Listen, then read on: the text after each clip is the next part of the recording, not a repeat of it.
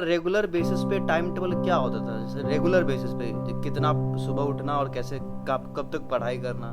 मैंने एनसीईआरटी इस तरह से याद किया कि मैं अगर चैप्टर स्टार्ट करूं तो मैं बिना किताब देखे एंड तक उस चैप्टर को बोल सकता हूं, चाहे वो कितना ही बड़ा चैप्टर, ह्यूमन हेल्थ जैसा जो 15, 20, 30 पेज का चैप्टर है, वो भी मैं ऐसे ही बोल सकता था। तो अगर कोई बच्चा सिर्फ बायोलॉजी के एनसीईआरटी को अच्छे तरीके से पढ़े तो क्या वो 360 ला सकता है? एनसीईआरटी पढ़ो और आपको धीरे धीरे पढ़नी है एनसीईआरटी को। एक स्पीड में पढ़ना, हाँ स्पीड में कभी कभी रीड करना है, लेकिन एनसीईआरटी को धीरे धीरे बारीकी से पढ़ो।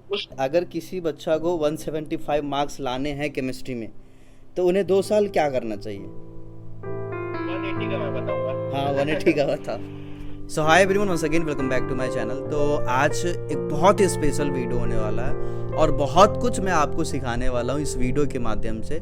ये वीडियो स्पेशली 2025 वाले नीट एस्पिरेंट्स के लिए है। देखो, मैं मानता हूँ कि नीट का बहुत सारा अभी लोचा चल रहा है कि क्या रीनीट होगा कि नहीं होगा, ये सारी चीज़ें। बट इस बीच में ये वीडियो लाने का मेरा मेन मकसद ये है कि देखो, जो बच्चे तैयारी करना शुरू कर दिए 2025 के लिए, बहुत अच्छी बात है कि आप समय को यूज़ करना शुरू कर दें। इधर उधर का कंट्रोवर्सी में पढ़ने से भी ज़्यादा बेहतर है कि आप पढ़ाई करना चालू कर दो, ठीक है। तो आज के इस वीडियो सेशन में हमारे साथ एक बहुत ही होनहार बच्चा है जिसका नाम हिमांशु है, जिसने नीट 2024 में 715 मार्क्स लाए थे। जेन्युइनली लाए, मतलब बहुत मेहनती बच्चा है, 715 मार्क्स लाए हैं, वो भी फर्स्ट अटेम्प्ट में।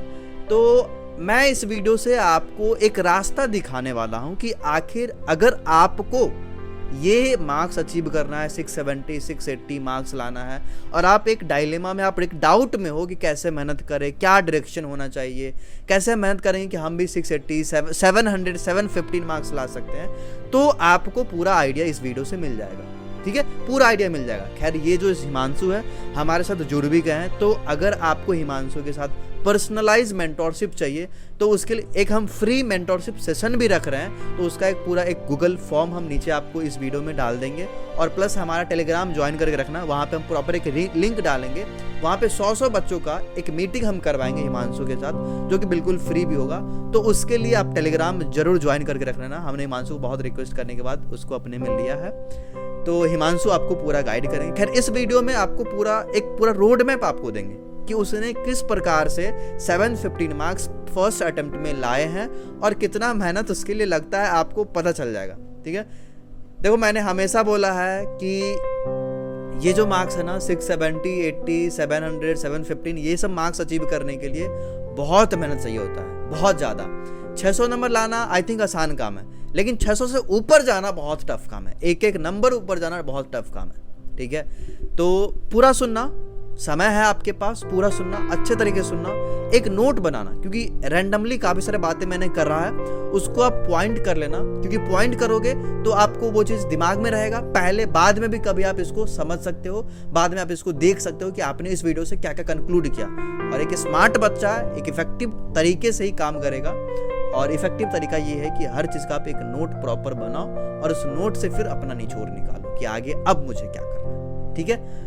तो इस चैनल को सब्सक्राइब कर लेना, एक ब्यूटीफुल कमेंट कर देना, वीडियो को लाइक करना, और शुरू करते हैं इस सेशन को हम यहाँ से। तो ये जो वीडियो है ना, ये वीडियो स्पेशली मैं इसलिए बना रहा हूँ क्योंकि कट ऑफ इस बार बहुत हाई हो गया। आपको भी पता होगा कि 650 नंबर वाले को इस बार मेडिकल कॉलेज नहीं मिल पा रहा है, तो हमारा टारगेट अब बहुत बढ़ाना पड़ेगा।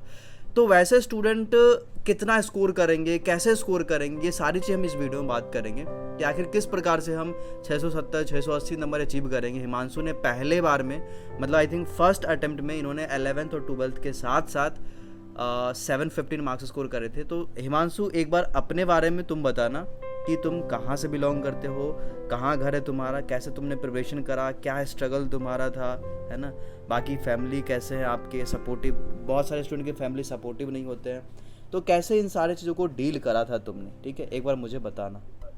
मैं झारखंड के बोकारो जिले का, हाँ, चंद्रपुरा नाम के गांव से हूँ मैं।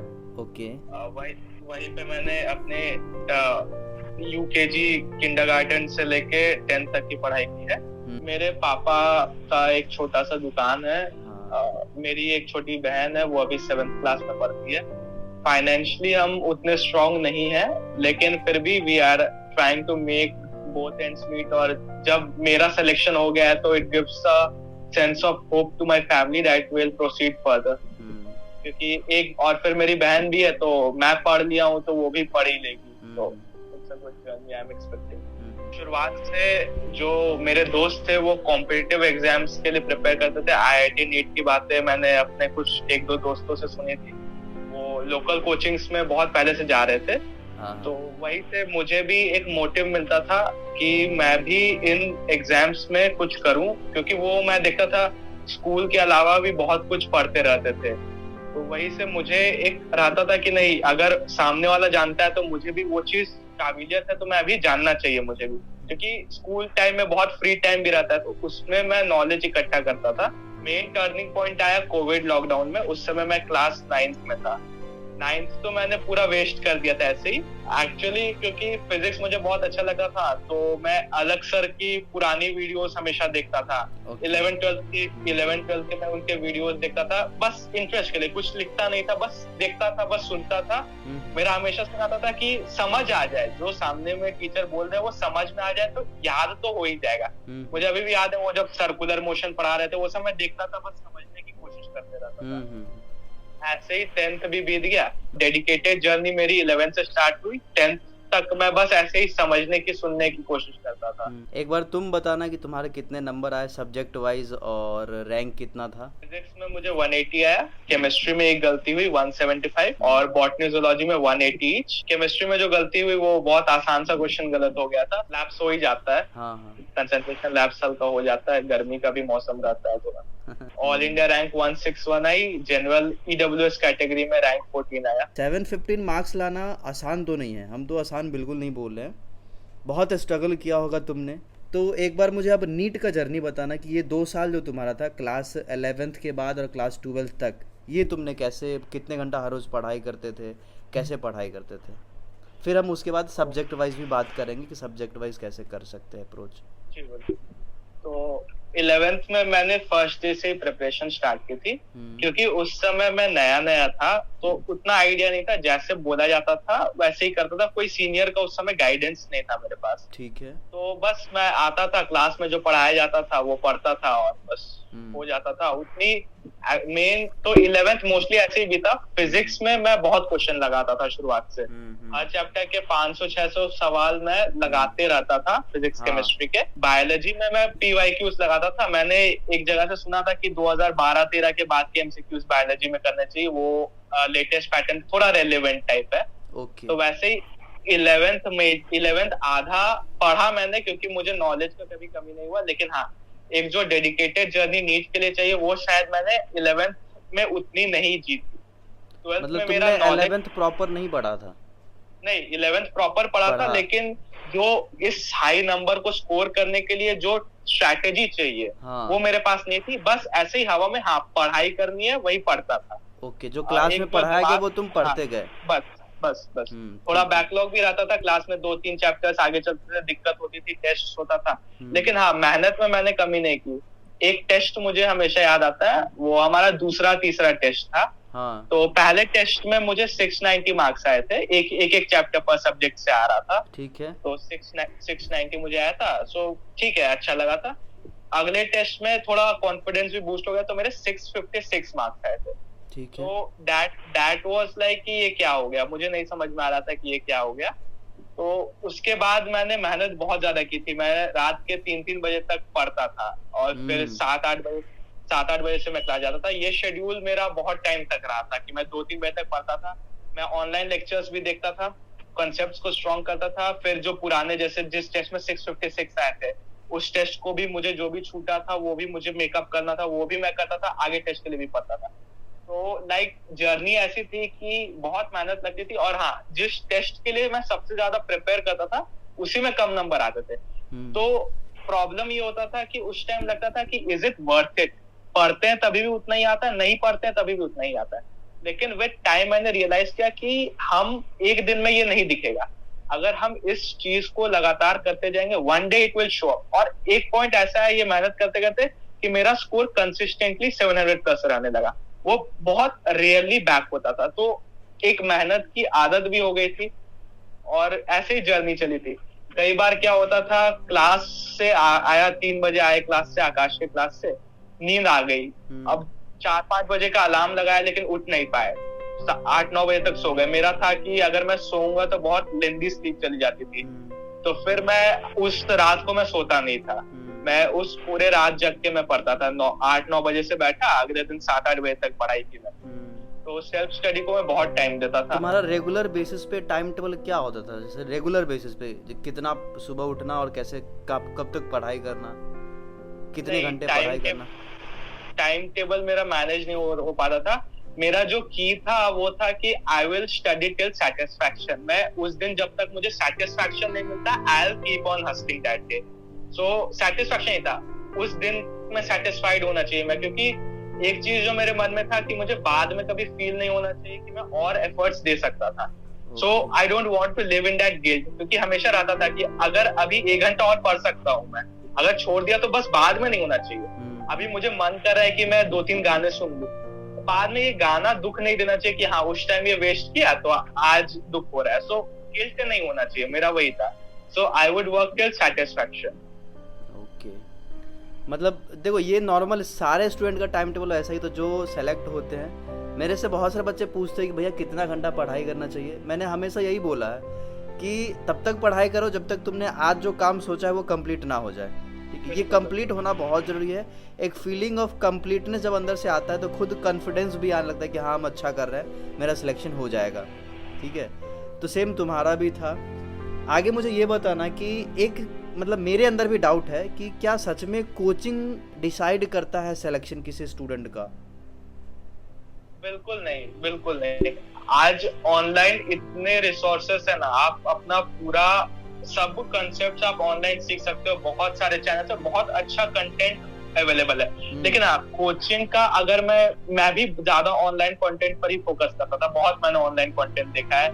मेरा मेन रहता है कि कोचिंग्स जो अभी काम करे, जो मेरा मानना है, they are working still on the older version of NEET. वो अभी के वर्जन में नहीं घुस पाए। अभी बहुत सारी चेंजेस हुई है। अभी भी अच्छी कोचिंग्स बहुत आउट ऑफ एनसीईआरटी कंटेंट पे फोकस कर रही है। मैं तो बिल्कुल नहीं पढ़ता था। मुझे जब भी कहा जाता था मैं नहीं पढ़ता था। मैंने एनसीईआरटी इस तरह से याद किया कि मैं अगर चैप्टर स्टार्ट करूं तो मैं बिना किताब देखे एंड तक उस चैप्टर को बोल सकता हूँ, चाहे वो कितना ही बड़ा चैप्टर हो। ह्यूमन हेल्थ जैसा जो 15, 20, 30 पेज का चैप्टर है, वो भी मैं ऐसे ही बोल सकता था। मैंने इस तरह से तैयारी की थी। नीट में भी एक क्वेश्चन आया था, क्योंकि क्या होता है ना, नीट में कई बार वो लोग उन लाइंस को वैसे नहीं समझते जैसे मैंने समझा है। मैंने हो सकता है थोड़ा अलग तरीके से समझा हो, कुछ और इंटरप्रेट किया हो, और कई बार वो लोग गलत भी इंटरप्रेट करते हैं, जो कि सच्चाई है। They interpret it in a wrong way. तो मैंने था कि एनसीईआरटी कितनी ही बार पढ़ लो, बहुत जितना हो सकता उतनी बार मैंने एनसीईआरटी पढ़ी, तो मुझे याद हो गया था। 25-30 बार शायद मैंने पढ़ लिया होगा हर एक चैप्टर की एनसीईआरटी, तो मुझे याद हो गया। तो जब मैं नीट में फंसा था एक क्वेश्चन में, बायोटेक्नोलॉजी का एक लेंथी सवाल आया था, तो मैंने क्या किया, मैंने वो पैराग्राफ ही लिख लिया अपने क्वेश्चन पेपर पे, और फिर मैंने डिराइव कर लिया कि उसने क्या समझा होगा इस लाइन से। तो मतलब तुमने एनसीईआरटी का एक लाइन एज इट इज याद कर लिया था? बिल्कुल, मुझे याद था। कितना बार पढ़े थे एनसीईआरटी को, बायोलॉजी को, एक बार बताना? 25-30 बार शायद पढ़ा होगा। बिल्कुल, बहुत पढ़ा था, क्योंकि मैं वही पढ़ता ही था, मैं और कुछ नहीं पढ़ता था। सिर्फ बायोलॉजी में 11th में जैसे बताया, शुरुआत में थोड़ी गलतियां हुई थी, वो मैंने रिपीट नहीं होने दी थी। मैंने पूरी एनसीईआरटी को ही फिर पढ़ा था, और कुछ मेरा नहीं था। तो अगर कोई बच्चा सिर्फ बायोलॉजी के एनसीईआरटी को अच्छे तरीके से पढ़े तो क्या वो 360 ला सकता है? बिल्कुल ला सकता है, मैंने लाया है। मेरे टीचर बोलते थे कि अगर एक सवाल भी आ गया बाहर से तो तुम इतना हाई एम कर रहे हो, तुम क्या करोगे? मैं बोलता था नहीं आएगा। मेरे अंदर वो कॉन्फिडेंस था, क्योंकि मैंने बहुत पेपर्स को एनालाइज किया था डीपली। जैसे बहुत सारे पेपर्स हुए हैं नीट के, कई सारे रीनीट भी हुए हैं, मल्टीपल, पिछले साल मणिपुर का, तो ये सब मैंने एनालाइज किया था, और मैं समझा था कि केवल एनसीईआरटी से ही वो हो सकता है, बिना एनसीईआरटी के नहीं हो सकता। अच्छा, इस बार 2023 में 24 में जो नीट हुआ, उसमें कुछ क्वेश्चंस थे जो क्वेश्चन तो एनसीईआरटी के नहीं थे, बट उसका ऑप्शन आउट ऑफ एनसीईआरटी था। जैसे एसएलई पूछा था, कशिंग सिंड्रोम पूछा था। ये सब देख के घबराए नहीं थे कि ये तो एनसीईआरटी में नहीं है?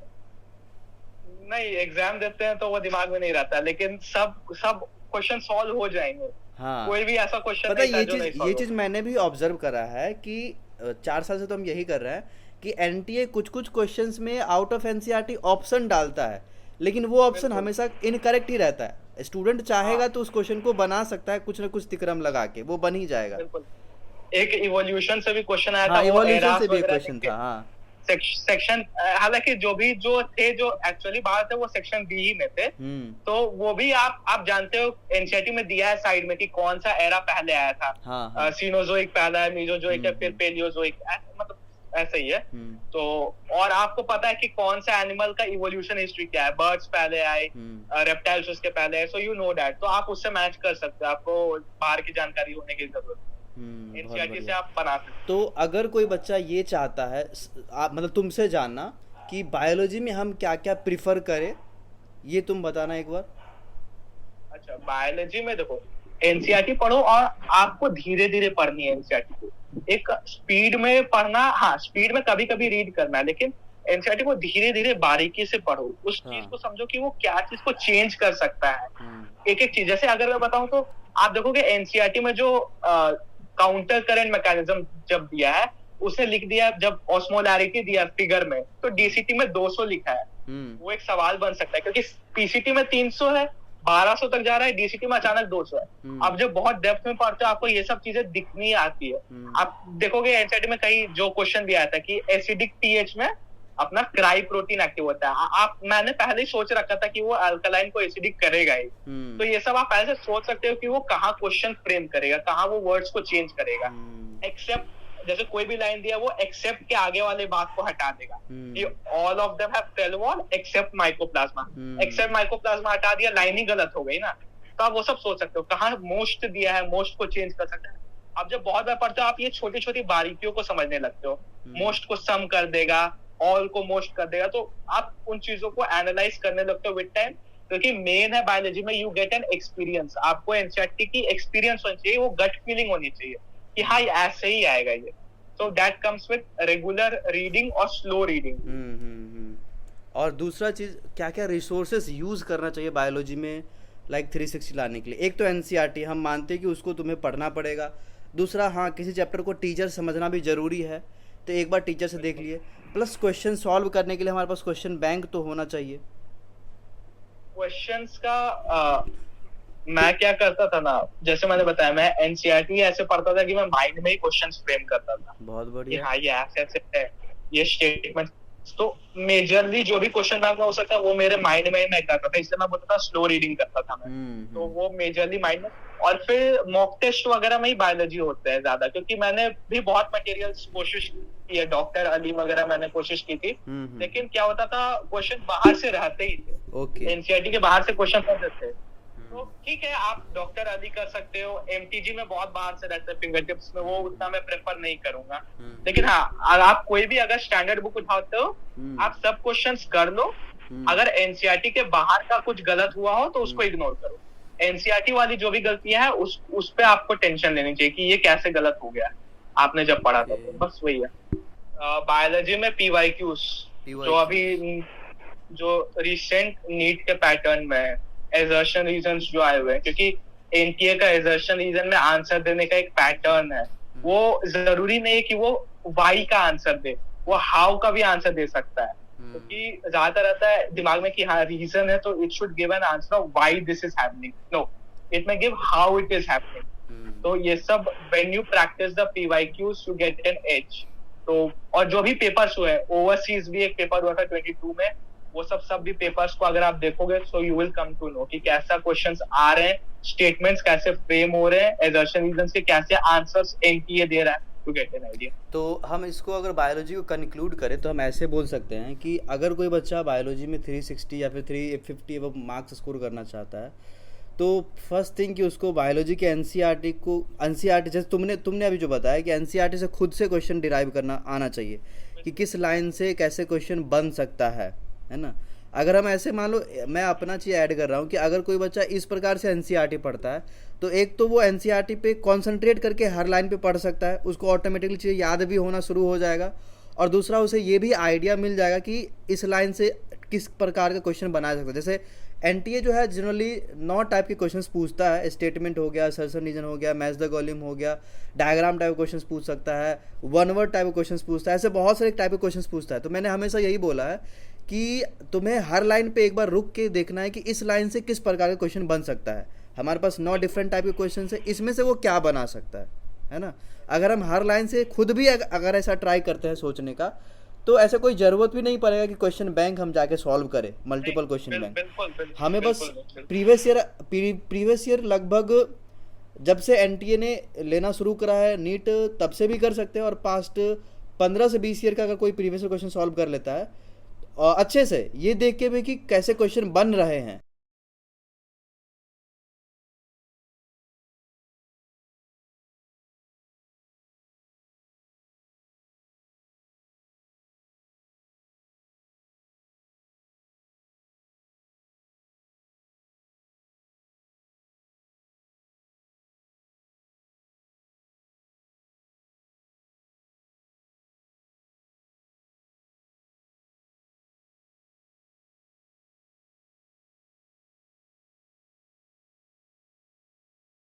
दिया बायोलॉजिकल, और वो ऑप्शन है एनसीईआरटी में कहीं लिखा हुआ ही नहीं। वो लॉजिकली लगेगा कि हाँ लॉजिकली ऐसा हो सकता है, मुझे ऑप्शन ध्यान में स्ट्राइक नहीं कर रहा है, लॉजिकली लगेगा कि ऐसा हो सकता है, लेकिन क्योंकि वो वर्ड एनसीईआरटी में नहीं है तो वो नेट में भी कहीं एग्जिस्ट नहीं कर रहा था वो वर्ड। तो लॉजिक्स को थोड़ा असाइड रखना चाहिए when you are solving questions in biology. आपको स्ट्रिक्टली एनसीईआरटी क्योंकि आप अभी नीट का पेपर सॉल्व कर रहे हो, आप एक हायर लेवल पे आप सोच सकते हो, लेकिन अभी आपको सोचना नहीं है, आपको जस्ट जो एनसीईआरटी में लिखा है उस पे आपको टिक करते हुए आगे प्रोसीड करते जाना है, टाइम बचाना है, और जो नहीं बन रहे उसको छोड़ देना है, आपको बाद में वो आ जाएगा। मैंने भी छोड़े थे, मुझे आ गया था।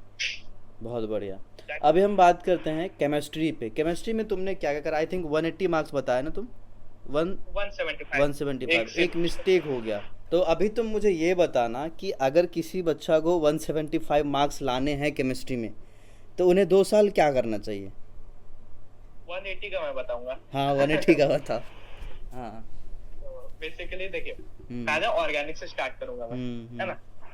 ऑर्गेनिक में आप जब पहली बार पढ़ते हो ऑर्गेनिक, धीरे धीरे आप प्रोसीड करते हो, उसमें मैं बोलूंगा टीचर जो भी पढ़ा रहे हैं, थोड़ा बाहर से भी पढ़ा रहे हैं ना, उसको पढ़ लो ऑर्गेनिक, क्योंकि ऑर्गेनिक केमिस्ट्री इज इंट्यूशन का गेम। आपको पता चलता है कि ये रिएजेंट यहाँ पे अटैक करेगा।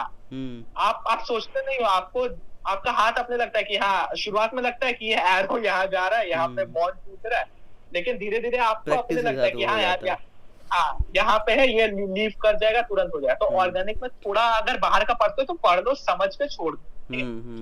आप ऑर्गेनिक में आपने धीरे धीरे करके आपने प्रोसीड किया। जीओसी में बहुत दिक्कत होती है शुरुआत में। आपको जनरल ऑर्गेनिक केमिस्ट्री में आपको स्टेबिलिटी नहीं समझ में आएगी, कार्बोकेटाइन मेसोमेरिक इफेक्ट लग रहा है, हाइपर कॉन्जुगेशन लग रहा है, इफेक्ट लग रहा है, आपको नहीं समझ में आएगा, तो उसको छोड़ देते हैं। तो चलो जीओसी छोड़ते हैं, आगे रिएक्शंस वगैरह याद कर लेंगे, हो जाएगा। नहीं, आपको जीओसी को आप थ्रू आउट ऑर्गेनिक केमिस्ट्री जब कोई और भी चैप्टर पढ़ रहे हो, जीओसी को करते रहो, जीओसी को मत छोड़ो। स्टेबिलिटी, क्योंकि देखो क्वेश्चन स्टेबिलिटी के एक ही इस बार भी आया था, एक क्वेश्चन आया था, बहुत इजी आया था। लेकिन आपका जब तक जनरल ऑर्गेनिक केमिस्ट्री क्लियर नहीं होगा ना, आप नहीं, आपको कॉन्फिडेंस ही नहीं आएगा ऑर्गेनिक में। स्टेबिलिटी वाला पार्ट, रेजोनेंस वाला पार्ट, ये सब आपको क्लियर होना चाहिए। तो आप कोई भी चैप्टर पढ़ो, आप थोड़ा थोड़ा टाइम जीओसी को रिवाइज करते रहो, क्योंकि जीओसी आपको हैंड में आ जानी चाहिए, ठीक है। तो जीओसी ये बहुत इंपॉर्टेंट बात है। फिर प्रैक्टिकल, दूसरा आ गया अपना प्रैक्टिकल ऑर्गेनिक केमिस्ट्री, याद कर लो। जस्ट लाइक बायोलॉजी, सारा सब्लिमेशन वगैरह, Dumas method, Kjeldahl's method, qualitative quantitative, सब आपको याद कर लेना है अच्छे से, है ना, उसको छोड़ना नहीं। एनसीईआरटी पढ़ा? एनसीईआरटी बिल्कुल पढ़ा, बिल्कुल बिल्कुल। एक्चुअली रिवीजन के टाइम मैंने क्या किया था, मैंने 2-3 लेवल्स पे नोट्स बनाए थे ऑर्गेनिक के, जिससे फास्ट रिवीजन हो सके। कैसा? तो पहला हो गया रिएक्शन वाला पार्ट जो ऑर्गेनिक में, तो सारे रिएक्शंस और उसके जो भी इंपॉर्टेंट पॉइंट्स है, जैसे एक एग्जांपल बताओ तो अपना हाइड्रोकार्बन में जिंक H+ ऐड करके हैलोजन को हटा देते हैं, मतलब हैलोजन वाले कंपाउंड से हाइड्रोकार्बन बन जाता है। उसमें लिख दिया है कि ये रिएक्शन फ्लोराइड्स नहीं देते हैं, तो बस वो सब लिखा और जो कीवर्ड पे लिख लिए जब रिडक्शन होता है NO2 का NH2 में, एनसीईआरटी ने लिखा कि आयरन स्क्रैप प्रेफर किया जाता है। उसका भी एक रीजन दिया कि आयरन स्क्रैप से वापस वो H2 गैस निकल जाती है। तो वो सब पॉइंट्स के साथ मैंने रिएक्शन अभी लिख लिए, मतलब ऐसा नहीं कि बस रिएक्शन लिखा, मैंने इंपॉर्टेंट पॉइंट्स, मतलब ताकि मुझे एनसीईआरटी नहीं पढ़नी पड़े वापस, क्योंकि बहुत ज्यादा है, पूरे पार्ट दिया हुआ है ना ऑर्गेनिक, आप बार बार नहीं पढ़ सकते। और ऑर्गेनिक तो जितना रिवाइज करोगे उतना आपके हैंड में आते जाएगा। तो रिएक्शन ऐसे ही मैंने करते गया और बहुत जल्दी रिवाइज हो जाते थे। 2 घंटे में पूरा ऑर्गेनिक का सारे रिएक्शन रिवाइज हो गए। ये फर्स्ट लेवल पे नोट्स हुआ। दूसरा physical properties, chemical properties, method of preparation, ये सब तो हो गया, उससे रिएक्शन वाले बात। दूसरा लेवल आया मेरा फिजिकल प्रॉपर्टी, जो कि इग्नोर करते हैं, फिजिकल प्रॉपर्टी छोड़ देते हैं। इस पे क्वेश्चन आते हैं, जेईई मेंस वगैरह में भी क्वेश्चन आए। तो सारे फिजिकल प्रॉपर्टीज मैंने एक जगह लिख लिए, आराम से सब रिलेट भी होता था कि हाँ C1 से C4 गैस होता है, C5 से C17 लिक्विड होता है, सब कुछ एक साथ रिलेट हो गया। एमीन्स का फिशी ऑर्डर होता है, ये सब एक साथ रिलेट हो गया। तो दूसरा लेवल हो गया मेरा फिजिकल प्रॉपर्टीज पे। तीसरा लेवल हो गया जो नॉमेनक्लेचर वगैरह एनसीईआरटी में दिए हैं, IUPAC वगैरह हर चैप्टर्स में दिए, वो सब को मैं लिख दिया। तो ऐसे 3 लेवल्स पे मैंने पूरी ऑर्गेनिक, मतलब ऑर्गेनिक पूरी में 4 से 5 घंटे में आराम से रिवाइज हो जाता था, बहुत इजीली रिवाइज हो जाता था।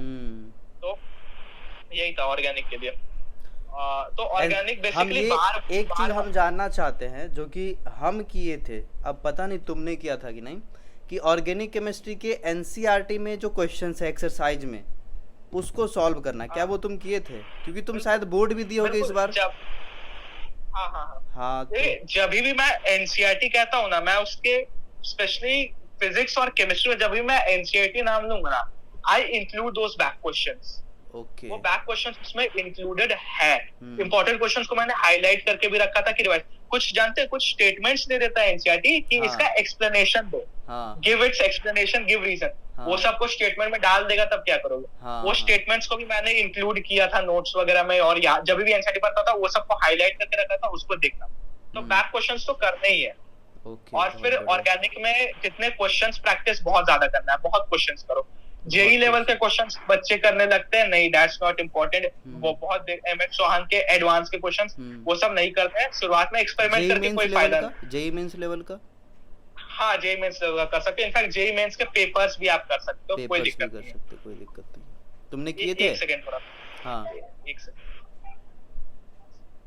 पॉज। हाँ स्टार्ट करें। तो तुमने JEE Mains level question solve किए थे इसमें ऑर्गेनिक में?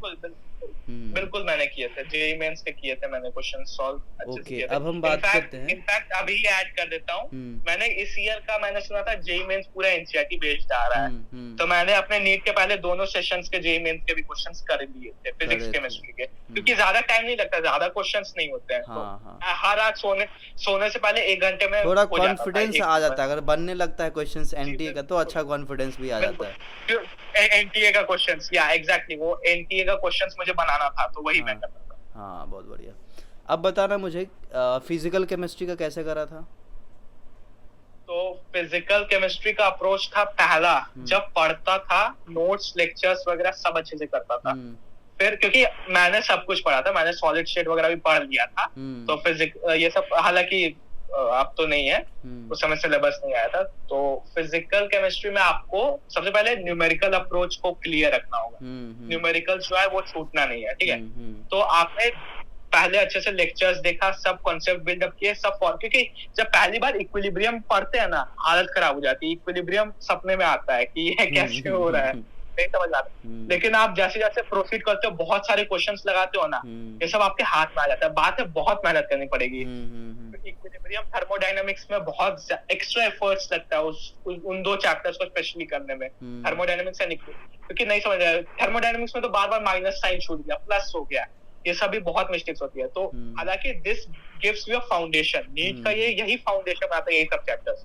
तो इनसे इनको डर के बच्चे छोड़ देते हैं कि थर्मो से एक क्वेश्चन आएगा, इक्विलिब्रियम से एक क्वेश्चन आएगा, ये देखते देखते फिर इलेक्ट्रोकेमिस्ट्री भी छोड़ देते हैं। तो ऐसे नहीं चलेगा, आपको एफर्ट्स देते रहो। नहीं बन रहा है, 10 क्वेश्चन बना है, 3 क्वेश्चन बना, 7 क्वेश्चन आपने देखे ना कैसे हुए, आपने सॉल्यूशन देखा, आपको समझ में तो आया, आपको कुछ याद मतलब तो हुआ ना। हमें बहुत सारे क्वेश्चंस में हमें ऐसा भी सोच के करना चाहिए कि अगर नहीं बन रहा है तो हम उसका सॉल्यूशन देख के भी सीख सकते हैं। बिल्कुल बिल्कुल सॉल्यूशन देखो, जाकर पूछो। देखिए आपको क्या होता है ना, नीट में बेसिकली क्या होता है, नीट में हम पेपर जब सॉल्व करते हैं एग्जाम में, तो हम सोचते नहीं है, बहुत रेयरली होता है कि हम कुछ सोच के कुछ करते हैं। हमने इतनी प्रैक्टिस कर ली है कि हमें वो इंट्यूशन आता है, हमें याद हो गया रहता है। ऑनेस्टली बोले तो हमें सब कुछ याद हो गया रहता है कि ये ऐसे बनेगा ही। तो मेन नीट में वही है, क्योंकि and it will come with practice. अगर आप बैठ के न्यूमेरिकल्स रटने के लिए मैं नहीं बोल रहा हूँ, मैं कह रहा हूँ बार बार बनाते रहो, मल्टीपल रिविजन्स करते रहो, you will get a hold of it. वो आपके हाथ में आ ही जाएगा, सबके आता है, आपका भी आएगा। मतलब फिजिकल केमिस्ट्री में भी क्वेश्चन सॉल्व करना है मल्टीपल टाइम क्वेश्चन। और दूसरा once you are done with the numericals, आपको, क्योंकि हम बात करें 180 स्कोर करने का यहाँ पर, once you are done with the numericals एक बहुत छोटा सा काम बचता है, फिजिकल की एनसीईआरटी को रीड करना। अजीब लगता है लेकिन हाँ, एनसीईआरटी से फैक्चुअल क्वेश्चंस आते हैं। मेंस में क्या हुआ था ना, मेटलर्जी टाइप के क्वेश्चंस आ गए थे, लोगों को लगा था कहाँ से आए। इलेक्ट्रोकेमिस्ट्री में दिया था कि हाँ एल्यूमिनियम में क्रायोलाइट और लगता है, ये बस लिखा हुआ था। तो आप जब एनसीईआरटी के नोट्स बना लो, मैं कहूंगा फिजिकल के एनसीईआरटी के छोटे छोटे नोट्स बना लो, आपको बहुत एज मिलेगा। और क्या है ना, बहुत सारे क्वेश्चन जो हम बहुत सोच के करते हैं फिजिकल के, वो एनसीईआरटी में डायरेक्टली लिखे रहते हैं। तो आपको एक फास्ट भी होगा और आपका मतलब गलती होने के चांसेस कम होंगे। तो एनसीईआरटी आपको कर लेनी चाहिए फिजिकल में, वो भी याद कर लेनी चाहिए, क्योंकि उससे एजर्शन पिछले साल भी आया था एक कि delta G is a extensive और ई नॉट सेल इज एन ऐसे करके कुछ स्टेटमेंट, वो सब डायरेक्ट एनसीईआरटी लाइनर्स से एजर्शन रीजंस बन सकते हैं, क्योंकि एनटीए अब जो है थोड़ा स्टेटमेंट क्वेश्चंस की तरफ मूव ऑन कर रहा है। तो उसके लिए फिजिकल की एनसीईआरटी भी कर लो। नेक्स्ट हम बात करते हैं इनऑर्गेनिक केमिस्ट्री का। इनऑर्गेनिक केमिस्ट्री का कैसे करा था? दो बात हम करेंगे, एक इनऑर्गेनिक केमिस्ट्री और एक प्रैक्टिकल जो केमिस्ट्री ऐड हुआ है उसका, दोनों बात हम लोग करेंगे। ठीक है, इनऑर्गेनिक केमिस्ट्री अब बहुत कम बचा है सिलेबस में।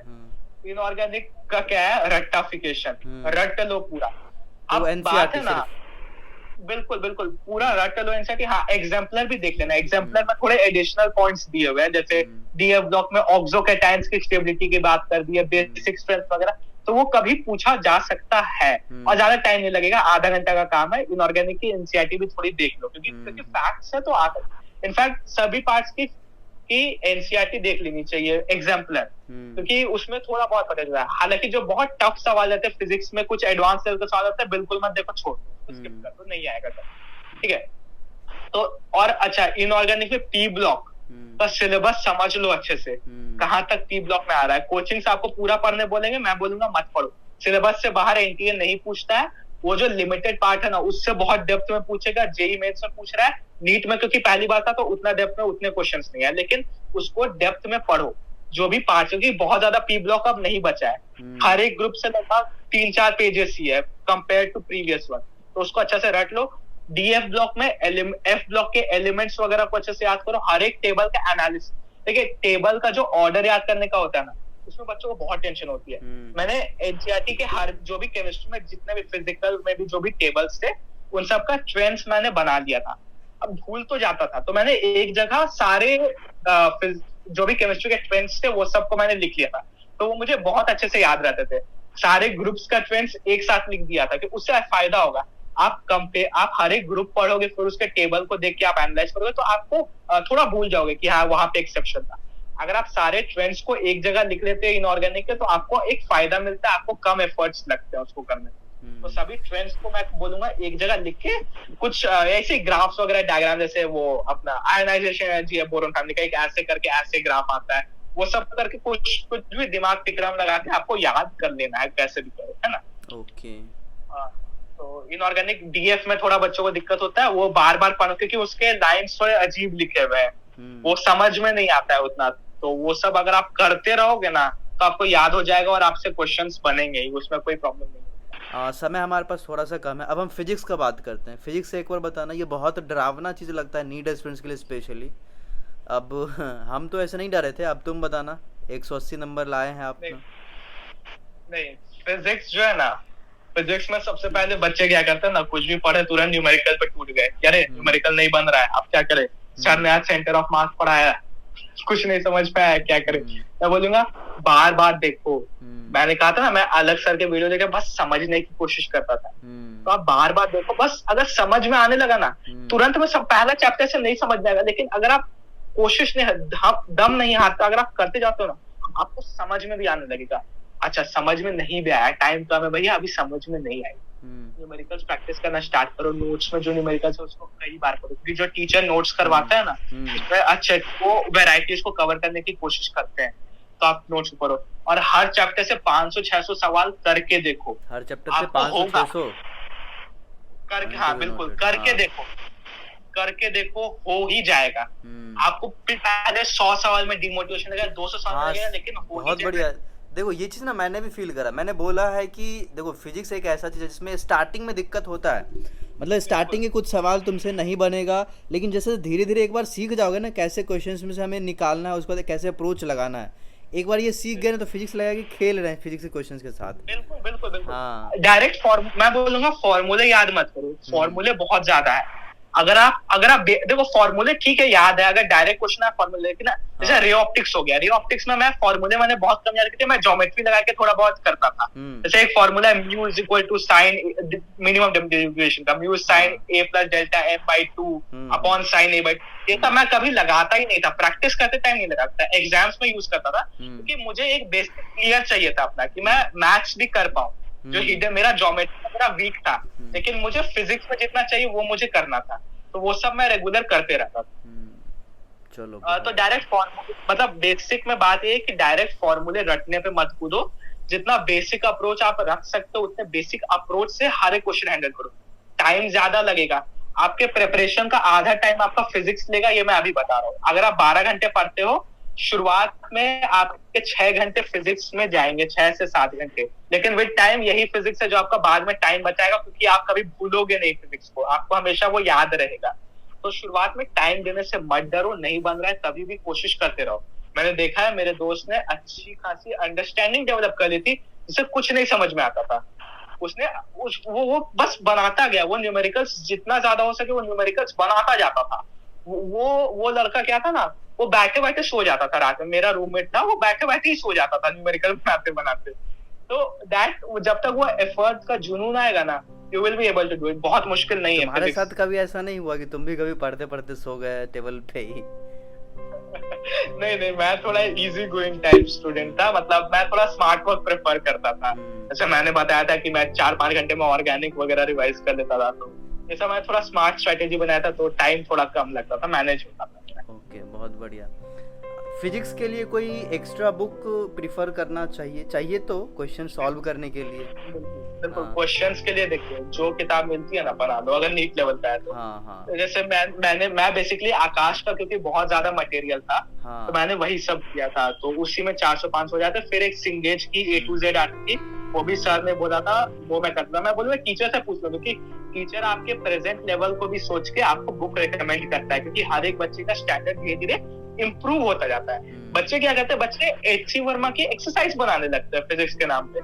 आप वो 30 सवाल बना के क्या करोगे, मेरा मतलब है। जब मैं बोल रहा हूँ 400-500 सवाल बना, तो वो 30 सवाल हाई ऑर्डर के क्वेश्चंस, मुझे नहीं लगता कोई फायदा होने वाला है नीट के स्टूडेंट को। वंस मास्टर इट आप बनाओ, मैंने तो नहीं बनाया। NEET aspirant just question solve कर लेना मायने नहीं रखता है। You need to solve questions in like 1 minute में आपको क्वेश्चन सॉल्व करना है, वो टाइम फ्रेम है।